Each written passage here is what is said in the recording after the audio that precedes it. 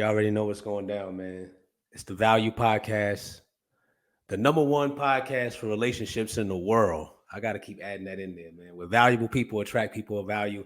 I'm Jamel Jackson, your relationship mechanic. I focus on repairing, evaluating, and giving you the tools you need to maintain healthy relationships. Look, I want to put this in there. First, the relationship between us and God, then mankind. That's my objective. So when you tune in, you're viewing, you're listening to my podcast. One of my main objectives is first the relationship between us and God or your creator, then vertically, then horizontally between mankind. I got an amazing guest on for this season called Jamel. I Have Questions, where my guests will come on and ask me 3, 4, 5, whatever amount of questions, and I will answer those questions. Today I have Ms Tonya Speaks. I'm going to try to start introducing my guests. Let me see.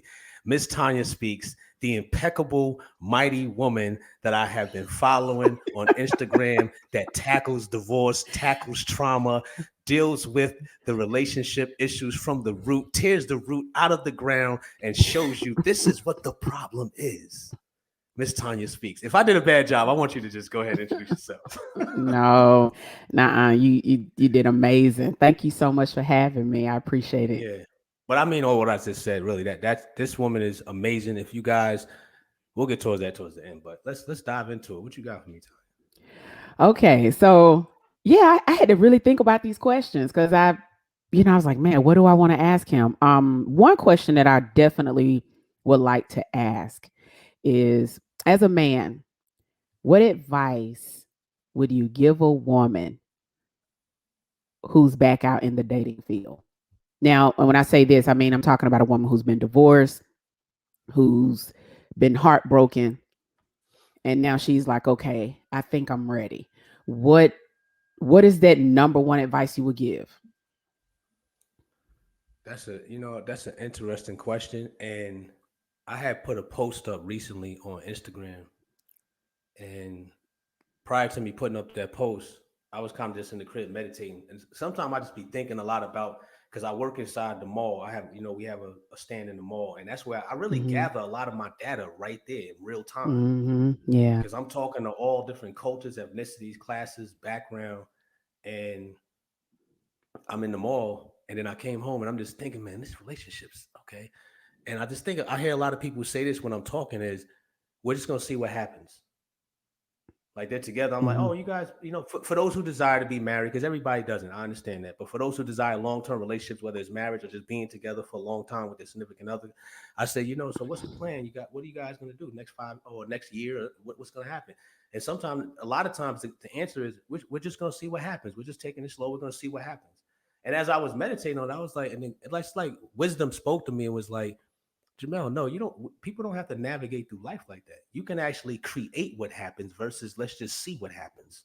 Right. Now, of course, there's some things that are out of our control that we can't control, but we just control the controllables. But instead of having this language of let's just see what we're going to just see what happens to we're going to create what happens. Hmm. So my advice for that person is you can actually create what happens. And I listed 3 steps. Like the first one is have an intentional focus. That word intentional, Hmm. that relationship has no clear definition of direction to the destination that they're going. We haven't defined our destination if we're just saying we're going to see what happens. So one, have intentional focus. The second one I said, set a standard and live by it. Because oftentimes we're swayed to the left or the right because we don't have a clear definition of our direction. So we're just going left, right, up, down, sideways. And so there's no standard that we set to live by. And then the third one, I believe is the most important one, is know what you want. I don't know how many people I talk to, and it's not a bad thing because we need to be taught, but know what you want. You ask people in Hmm. relationship, what do you want? Well, I don't know. We're gonna see what happens, and I'm going with the flow. We'll cross that bridge when we get there, and whatever. No, All know right. what you want. So have intentional focus, set a standard, and live by it, and know what you want. When Mm. you're going back out into this dating world, I think those three are crucial. Hmm. And you have the power to create what happens. You Hmm. do. You don't just have to freestyle it. And I think Hmm. a lot of us do that when we go back out into the dating world. We just freestyle and like, oh, I'm gonna go out with this person and we'll just see what happens. No, you can create what happens. Approach that situation like, no. I got standards. I know what I want. I'm intentionally focused.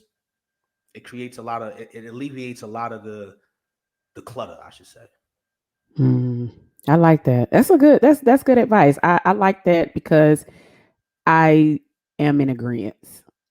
Mm. I am. I definitely think you should know what you don't want, if anything. And if it's not what you want when you see it, stop entertaining it. Don't even try to keep thinking that it's gonna get better. But no, that's good. That's good. You ready for the next one?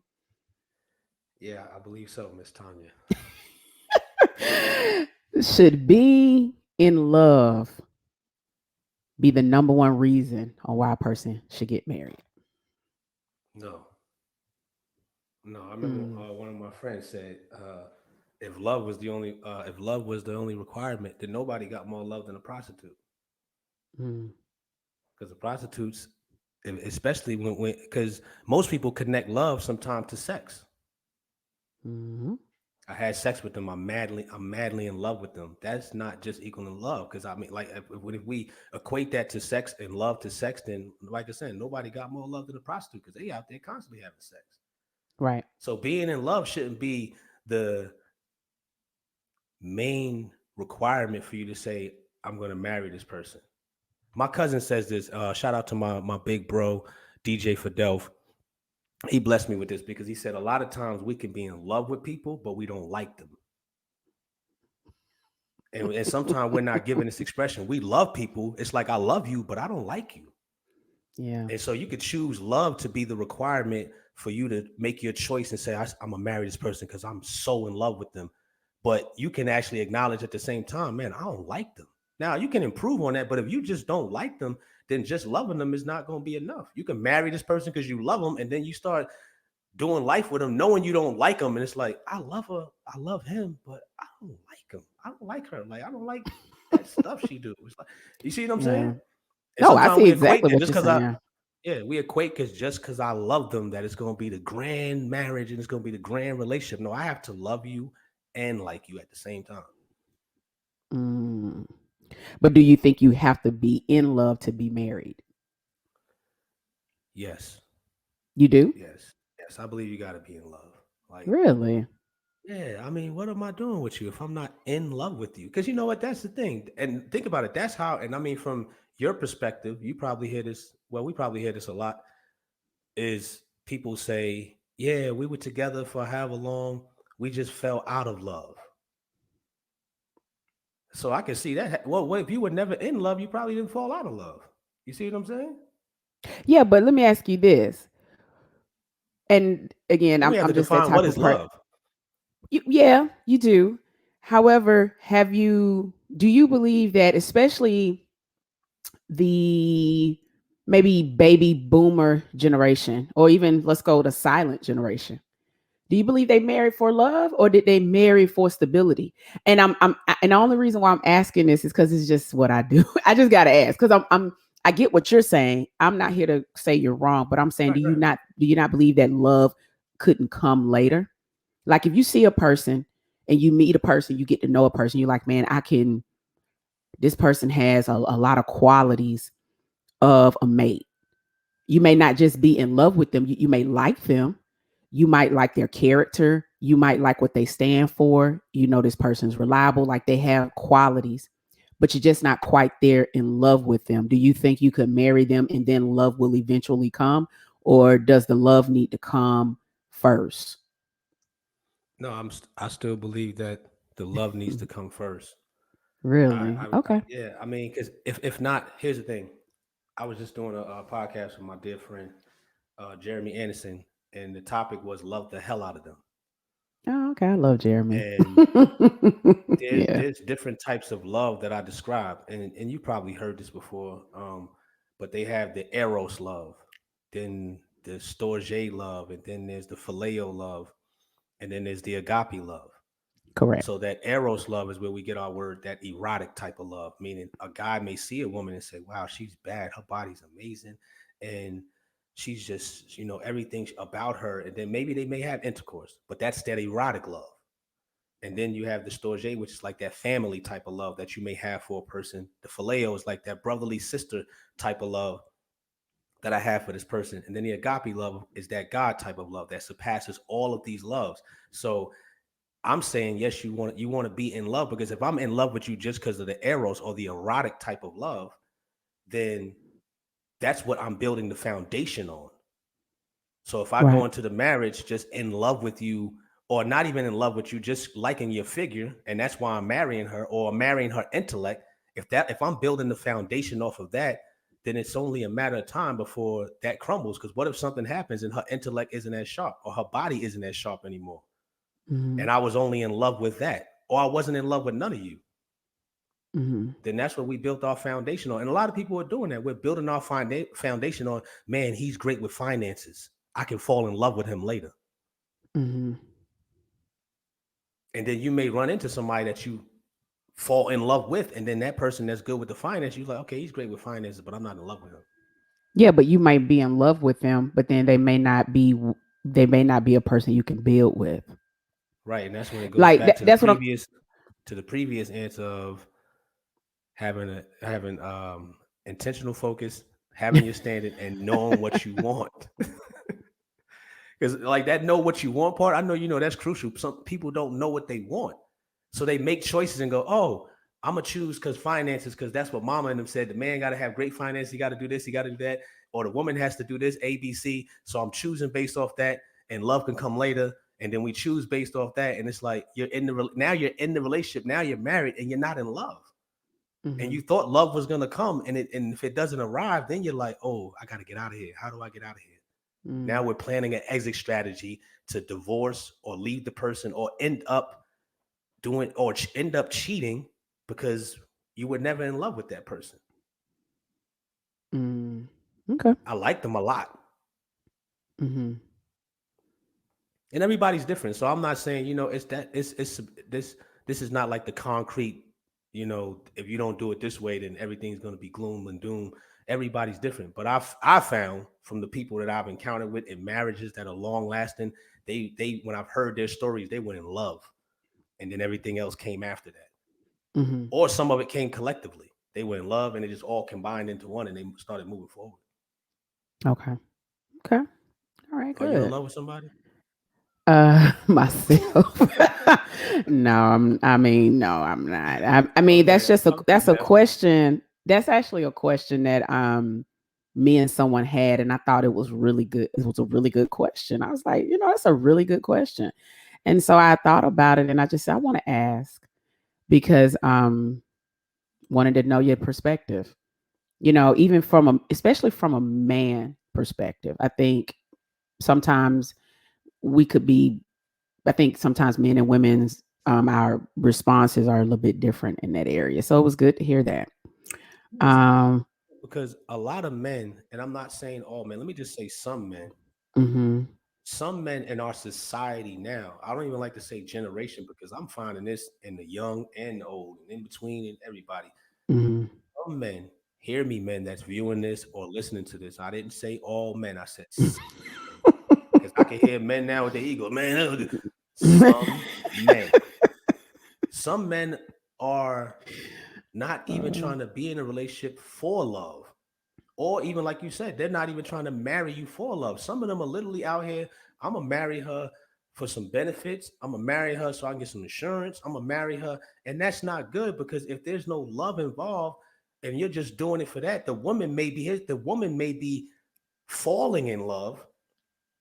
And then some men may be lying, but they're only there for certain benefits outside of the love.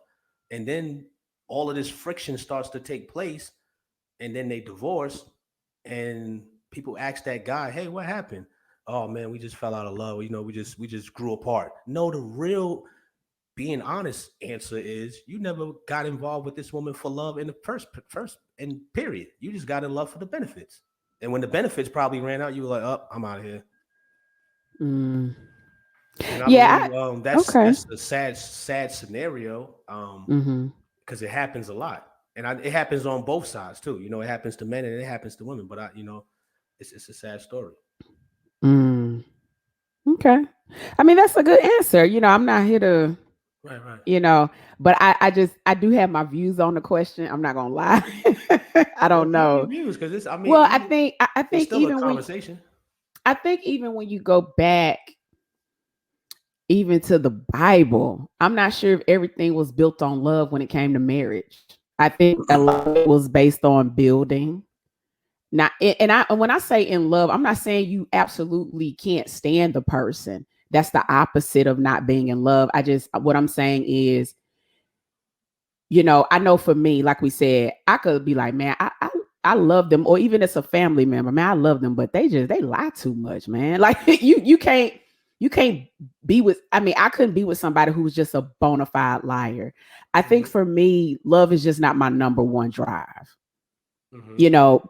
And that does not mean that I do have to have a love for you. I have to care for you, but I am also looking at building with you. Oh, That's probably like my number one. And even as a woman, the level of feeling safe with someone. um I will also say, and let me just go, like, for me, I'm gonna tell you what my problem was. I thought I could fix you, and that's what really led me to a lot of hurt, because I hmm. thought I had it in you to mold you and make you be something that I wanted you to be, because I loved you that much. And so what I realized was that, wow, Tanya, you can't function that way, because you're gonna find yourself getting hurt in the end. As I grew, as I developed, I really looked at what I needed in someone first. Hmm. That's like the main thing for me. Yeah. What I needed, meaning that I couldn't go without it, to in order to be married to you, because we're talking about so many chapters of life that comes, and you're like, man, can I be with this person through all these different events, or all these possible events, not technically planning for the worst, but realizing that life happens, and everybody's just not built to do life with you. Hmm. And so I would say for me that that's just not my number one. Well, My you know number what? one is being Now that you painted that picture, mhm, even when I'm saying what I'm saying, so now to come and fall in alignment with what you're saying in love, but yes, there are other requirements attached to that. So like mhm, as I'm like I said, as I know what I want, and say we're having a date or we're talking and we're meeting periodically, I'm seeing if this is in alignment with what I want. Do you match my core values? You know, are there certain things that I got a standard set by and it's not being broken while I'm talking to you? And then I may fall in love with you, but those requirements are definitely needed. It's not just like I want to reiterate on that. No, it's not just I'm in love with you and I can marry you. There are those other elements that come packaged in that love scenario. mhm, So yeah, I'm yeah. definitely in agreement with you on that. Yeah. Yeah, like if I had to rate, like if I just had to put it like my top two or three, my number one is stability. And not just from So, a financial perspective. It's just that is very important to me. mm. Love is probably the next in line. And you know what I think everybody's definition and perspective I agree. and the Hmm. way they what should I say? The way they deliver love is Hmm. different. Like when I'm saying in love, I think I'm speaking from my heart and how I would deliver it to a woman. Like if I'm in love with you, Jamel's providing within that love, within that package, and we should put it as a package. I'm providing stability, um, certainty. I'm providing care. I'm providing nourishment. I'm providing everything that I believe you desire as a woman from what I've been hearing you say to me and from the time we've been spending together. So when I say I'm in love with you, that means I'm delivering a package of everything that I believe you've been speaking to me that you need. And some people may say I'm in love with you, but they're not delivering the package that way.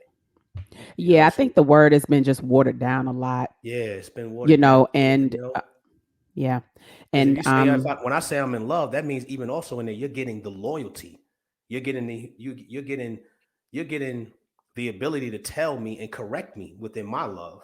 Some people are right. not packaging that. Like you said, it's watered down, so they'll just say, "Oh, I'm in love with you," but all those elements that I need, like you just described, one of them may be stability, and it's not packaged in that love you just said you have for me.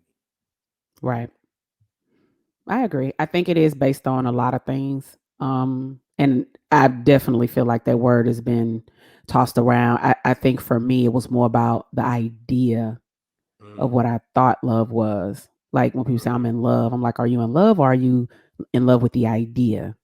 Ooh. And those are two different things because you can go off of fantasy and not the reality. And I think for many women that we kind of go off that more than just the reality. So I always tell my clients or even people like challenge what you're thinking or what you're believing based on what's really there. Because you can tell yourself a story that doesn't even match excuse me, match with what's really going on. I love them because, we're so connected, but are you really connected? And what are you basing that connection off of? If it's just a physical connection, then that means you're not as deep like you think you are. And that can cloud your judgment on whether or not if it's love. And so that's why I asked that question because, again, I have my view on it just based upon my journey in life and Mhm. you have yours. But I just was curious on what you thought. I just wanted to see what you was gonna say. like Nah, what is that number one? But that's a really good question. and so this is my last question. Do you think a man should pursue a relationship before he knows where he's going in life? No, End of question. Okay. no, it goes back. It goes back to like that first statement I Yeah. was making because then we end up in a situation where it's like we're just gonna see what happens. Yeah. There's no definition to where we are going. This man has no destination. You don't even know what you Mm, want. yeah. So what ends up happening in a lot of relationships is a man may pick up a woman. Think about it.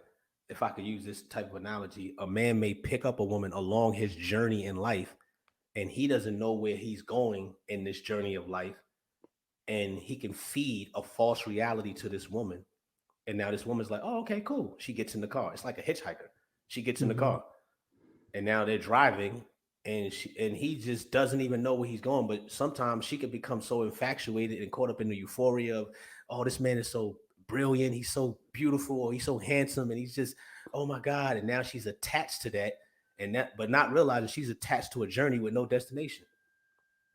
And God Hmm. forbid if she doesn't use discernment or have an inclination or some type of spiritual wisdom to be like, man, we ain't going nowhere, and then end up 3, 4, 5 years in this relationship, and now asking the question like, where are we going? Hmm. Right. Or maybe intimidated, or some women may be intimidated or fearful, depending on how that man is, to even ask that question. Yeah. Till they reach a point in their life, it's 5 years in. God forbid, some people 10 years in, and they're like, I don't want to be here. Hmm. And a man has been promising this journey, but not given clear definition to where are we actually going. Agreed. So even with Yeah. that, I mean, if a woman in that position, I would ask questions early. Where we going? I know you picked me up here, but where we going now? Almost like kids when we on when we on a ride, they're like, are we there yet? Where we going? Are we? Hmm. Not to mention, or yeah, or just ask him where he's going. I mean, I agree. That says a lot, especially if you want to have a certain type of order in your relationship. Yeah. Especially when you say, well, a man should lead. Yeah, but if he isn't sure on where he's going, and I think for me, when I think about knowing where he's going, it's not about technically a destination. It's more about Yeah. his journey. What and is he actively pursuing that journey as opposed to just saying, this is what I'm going to do? Is he Mm-hmm. actually doing it? Because I could just say, even for me, when I realized I had purpose, I moved differently. Mm-hmm. I can say that for myself. So Yep. if that happened for me, I know that has to be very accurate for men. They move differently. They don't just make decisions off their feelings. They're more intelligent and deliberate on how they move. They play more chess now rather than checkers. And so I wanted to ask that question because I'm just like, you know, what are your thoughts as a man? Like, do you feel like he should really pursue an active relationship until he know where he's going? He should having that is that one thing that I mentioned, that intentional focus. Right. I had to get to a point in my life where I had intentional focus.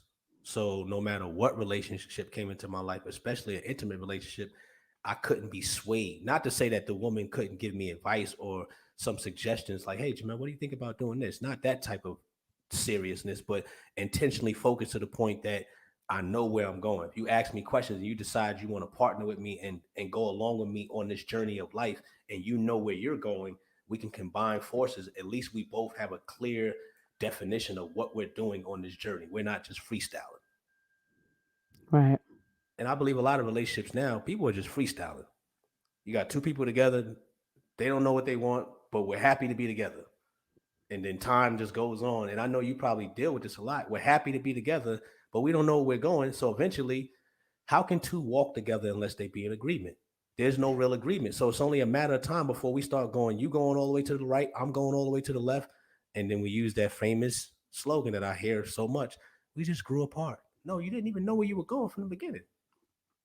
And I'm going to also add that I don't even think that people were happy together. And happy is such a up and down feeling that you can't really pursue a relationship based on just a quote unquote happiness. I think you have to lead more with logic. But I'm going to respectfully say that I don't even think people um, are in the relationships that they should entertain. Mm, I think it helps escape their reality. I think there are people who base their worth off whether or not if they're in a relationship. Um, and so when you kind of move on that level, you're not choosing wisely. mm-hmm, Your chances are you're probably choosing very prematurely. mm, So I'm not even sure if people are quote unquote happy um in quite a few relationships. Not all, but there are quite a few that people just or they think they can change that person. mm, My love will be enough. And mm. then what they'll constantly do is continue to like pour and pour and pour, even at the level of their own exhaustion, only to be, only to wake up and it's 20 years later and they live in a place of regret. Yes. I believe that a lot. I mean, and I see it a lot. So, and I would say that's just based upon the people who come to me, right? And I'm like, that's 2 decades of something that you knew 2 decades ago. I think that's what hurts the most is that when you knew better, but you didn't do better. But you do have to forgive yourself for it and create, like you said, a life post this situation because you could stay in that resentment and bitterness and rage because you like, no, you owe me. I gave you 20 years. I gave you everything. I sacrificed my well being for you. And that can make you bitter, not Yeah. angry, but bitter. That's bitterness is a deeper root than anger. Anger is just a short lived emotion, bitterness is long term. So Mm. so it's like pulling that from the root by intentionally doing the work and creating the life you want after this situation. So I'm not even sure people are happy. I think the tool of social media have really blindsided a lot of people about relationships. I would say to add to that, that a lot from me, from a man's perspective, I believe nothing is more rewarding to a woman that when she meets a man that knows how to lead and not lead from a dictatorship standpoint, but also a man that is leading from, excuse me, leading from God's point of view or God's perspective. And I understand that we live in, everybody doesn't believe in the same God, but this man has a reverence for God. He has a spiritual foundation and he's leading from that direction. Will there be challenges? Yes. But he's leading from that direction. And so that type of leadership in a woman's life is different because sometimes maybe the woman does know what she wants, but as this man is leading, he can give a little definition to her journey.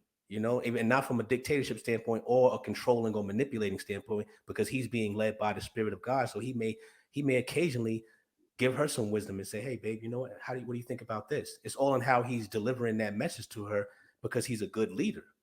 And as a good leader, he may get to a point in the journey where he has to lean into her and say, "Hey, babe, I'm kind of stuck at this standpoint right here. I know where we're going, but I need some advice about making this turn."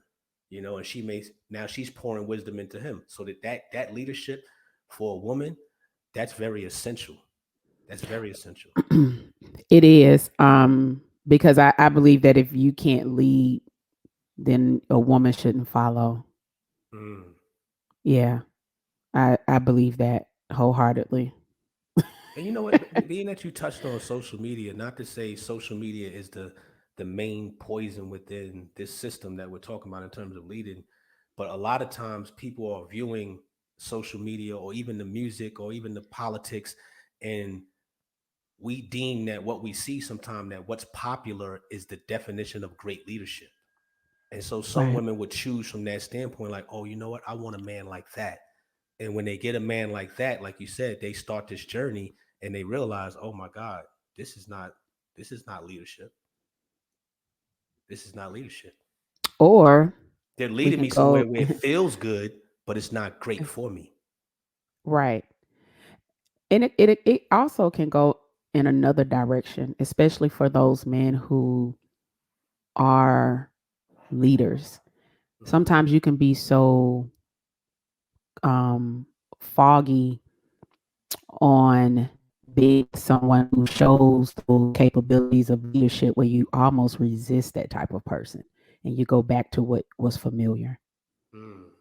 So you could meet someone who is a great person, not perfect, but great, Mhm. great qualities, great leadership capabilities, really has your best interests at heart, coming at you like, I know what I want, like very clear on what they want, but because you may have dealt with something the total opposite for an extended period of time, you might actually find yourself going in the opposite direction because it doesn't seem you like this don't feel right. It's almost as if you don't even believe you deserve it Wow. because it can go that direction too. That's why I always ask people if what you wanted came today, would you be ready? Right? Because a lot of the time it's like, well, I want somebody who's this. I want somebody who's like that. Yeah, but would you be ready though? Would you Would be? you be willing to receive it? Will you be able to embrace it? Or would you always look for something wrong because deep down you really don't think you can have it?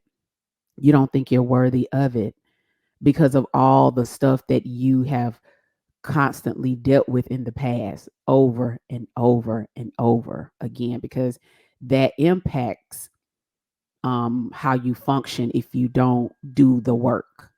That's why that healing component is so vital because you have to change your perspective, your view, the way you feel about yourself, your narrative about men. Hmm. All of that has an impact on not just the person you choose, but just your quality of life. So this is why I always ask people that question because um, I'm not sure if we could really receive it. It's not because we don't want it. It's just sometimes we just don't believe. Like I can't. Can I have it? Like me? Who am I? I'm not enough. I'm not. It's like that's what the subconscious mind likes to tell you. Yeah, and I believe a great man I believe a great leader, especially the man that's in that woman's life, he'll know how to. I think he'll have discernment to love that out of her, like to You think love so? to. Yeah, I believe. Yeah, because I mean, like again, not a perfect leader, but a great leader has certain Hmm. qualities and patience and discernment and intuition where he's like, okay, I'm studying my woman and I see, okay, there may be a part of her that needs extra love in this particular area. Because some men may give up and say, you know what, I'm done. And that woman, what I mean, she's broken, but she's willing. I always say that like Okay, all of that's us are that's broken. the that's the part that I think just separated everything. Broken but willing. Yeah, because I believe we all are Yeah. broken, and this was an eye opener to me. Like we're all broken, but if this woman is broken and she's willing to do something about her brokenness and she's not ignoring it, then as a leader, I'm like, you know what? I could work with that. Because Right. she's at least acknowledging that she's broken in this area. And if I could see that, I'm not gonna constantly bring it up, but I am gonna love on that broken area even more to the point it's like, okay, Absolutely. yeah, because that becomes part of her healing. She may need that from the man that she's with. And if he's not able to acknowledge that, or he takes her brokenness as something to use against her or as a manipulative tool, that can push her Right. deeper into the darkness, and the healing just takes longer, or the resentment builds up and it's like, you know what, this, like you said, I'm not good enough for this, so let me just leave and go on to what I'm used to. Yeah, I agree. I think the broken but willing part is very important. Because that means that I do acknowledge it, and I also believe that in men as well. Um, when people say, "Can you love a broken man?" And I'm like, well, yeah, if he's willing to. I mean, you can love him because love is free, Hmm. right? Love is not. It's not just about. It's not about what somebody do for you. Love is just being. It's about that's just love. It's just what it is. But when we're talking about building and having a relationship with this person, then it's like, okay, well, are they willing to not just acknowledge their brokenness, but are they on a path of healing that brokenness, especially if it's problematic for him? Because if it is, it'll be problematic for you. It's it's just what it is. So yeah. Yeah. Mm, Wow. I had the opportunity to get interviewed and questions asked to me by Ms Tonya Speaks, the Value Podcast, the number one podcast for relationships in the world. Yo, Ms Tonya, yeah. now this is the part where I want you to tell them about you, what you are out here killing. Author, I didn't mention that at the beginning. See how I be Yeah. forgetting, man? That's why I like people to introduce themselves. So tell them, Tanya, where they can find you at, even though I got your Instagram on for those who are viewing, but for those who are listening, hit them with it. Yeah, you can find me on Instagram and my Facebook. So they're both the same thing, Ms Tonya Speaks. You can find me there. I have a podcast myself. It's called the Reinvent You Podcast, where we talk about, just becoming that better version of yourself in all areas of your life. Because I do believe outside of God, the most important relationship you have is the one you have with yourself. You Hmm. can check me out there, or you can visit my website at tanyacarter.com. Did you talk? Did you say anything about the book? Don't you have a book? I do have a book. I do. Why are we not talking about the book? What's I going know. on? You Tell know the what? I people think about the book, man. I know my okay. So my book is called. I know. I'm sorry. My book is Divorce Your Story. That's the name of the book. It's called Divorce Your Story, a woman's guide to heal and thrive after divorce. What made me write the book was because I see what divorce can do to people, Hmm. and I wanted people to look at divorce in a different way, not from a legal perspective, but more of a mental and emotional place, detaching yourself from an old narrative to create a new life. And Hmm. so that book lists 20 things that you need to do in order to make that happen. And so I wrote that book back in 2019. I never thought I would write a book, honestly. That wasn't really a part of my plan, but Yeah. God's plans are different. Um, and so I wrote that book, and I think it's a great way to get started. I mean, truthfully, a man could read it. I've had men who read my book, and it was like, it's a really good book. I mean, I don't know if it's really even about gender. I think just because I am a woman, and we can we know what we go through internally and mentally, that I just kind of made it, to women. Yeah. Hmm. Man, I appreciate your existence. I thank you for coming on here. And listen, guys, once again, the Value Podcast, where valuable people attract people of value. I'm Jamel Jackson, your relationship mechanic. I focus on repairing, evaluating, and giving you the tools you need to maintain healthy relationships. So if you're viewing this right now, we just gave you some powerful tools. Make sure you utilize them and apply them and live the best life in your relationships. Peace.